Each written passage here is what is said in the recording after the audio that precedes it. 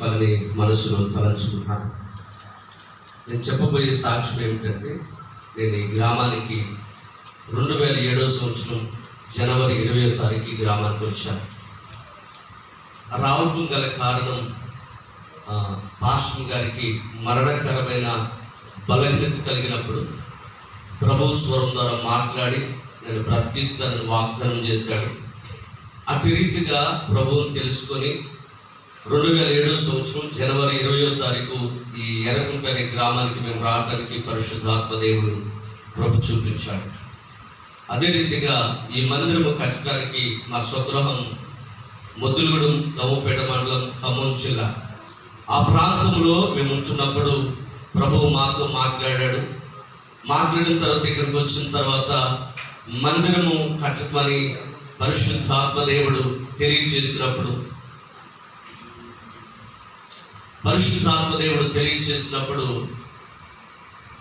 మా దగ్గర ఏమీ లేదు ప్రభు, మేము కట్టలేమని చెప్పేసి ప్రార్థన చేసుకుంటూ ఉన్నాం.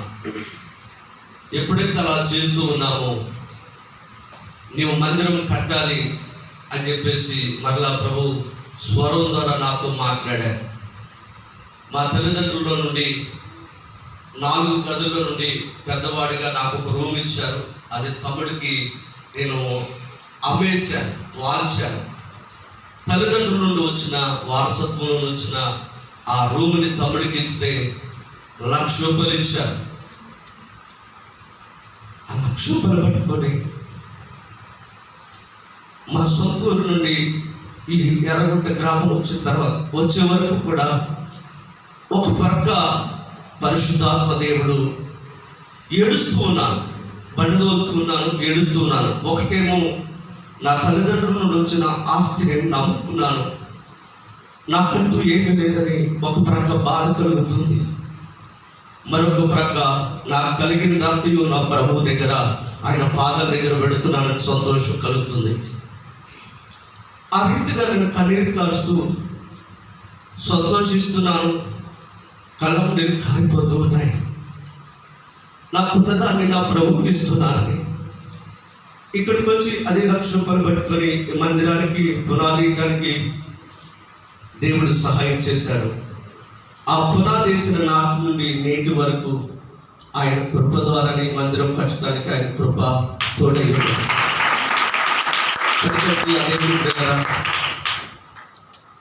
ఆ 1,00,000 రూపాయలు తప్ప నా దగ్గర ఆధారం అంటూ ఏమీ లేదు.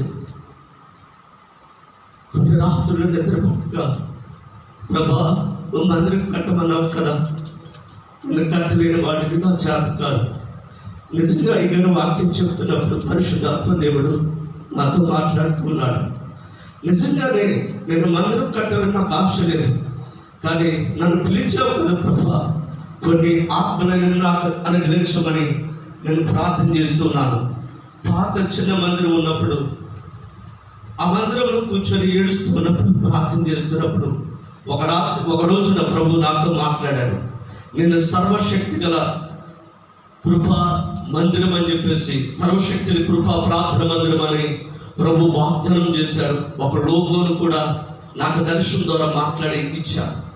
ఆ మాటలు పట్టుకునే గతంలో బిలివర్చర్చిలో నేను ట్రైనింగ్ చేసి ఇంచుమించు 12 సంవత్సరాలు నేను నా కుటుంబం కలిసి ప్రార్థన చేసుకునేవారు. ఒకరు ఇద్దరు వస్తే పాటలన్నీ అయిపోయిన తర్వాత ఒకరు ఇద్దరు వచ్చేవాళ్ళు.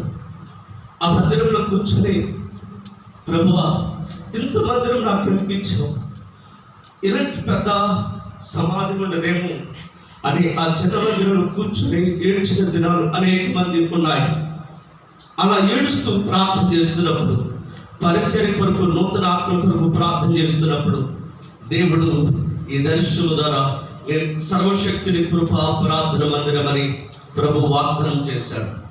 అప్పుడు దైవజనులు వాసువయ్య గారితో నేను పంచుకున్నప్పుడు, అయ్యా ఇది దేవుడే నీతో మాట్లాడారని తెలియచేసి మరలా మేము కొంతమందిని కలిసి ప్రార్థన చేస్తున్నప్పుడు పరిశుద్ధాత్మ దేవుడు పరలోకము నుండి అగ్నింటికి వచ్చి ఆ అక్షరాలతో దేవుడు సర్వశక్తిని కృపా ప్రార్థన మందిరమై స్పష్టంగా బోర్డు చూపించాడు.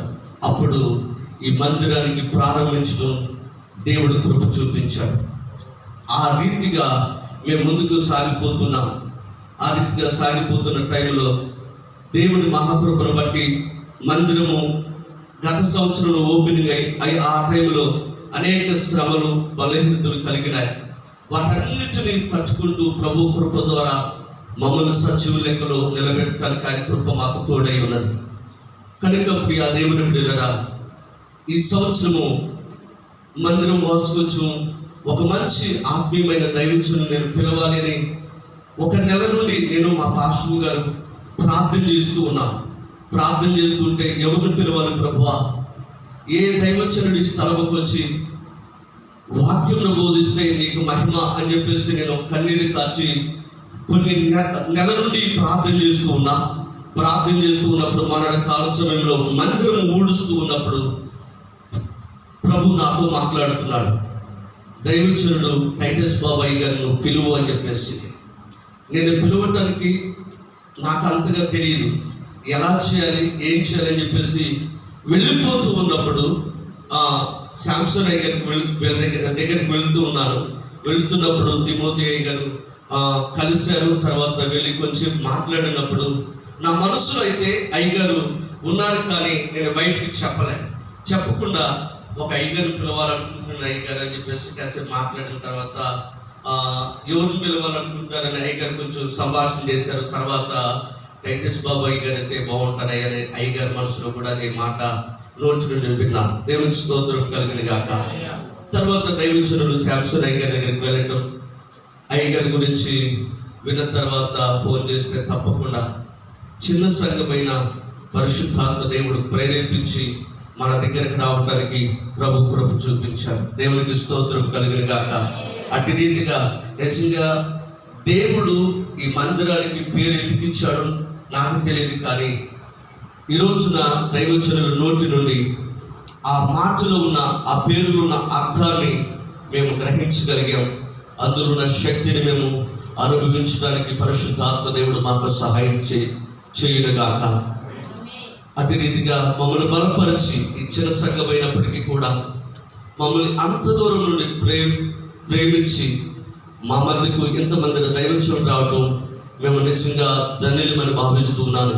మా కొరకు, మా కుటుంబం కొరకు, మా సంఘము కొరకు, అభివృద్ధి కొరకు ప్రార్థన చేయవలసిందిగా ప్రభు పేట దైవజనులందరినీ కూడా, సంఘ బిడ్డలందరినీ కూడా నా 2 చేతులు జోడించి మీ అందరికీ ప్రాధేయపడి అడుగుతున్నాను. పరిచర్య కొరకు, మా కుటుంబం కొరకు ప్రార్థన చేయవలసిందిగా ప్రభు పేట మనం చేస్తున్నాను. ఈ శిన సాక్ష్యం దేవుడు దీవించును గాక. ఆమేన్.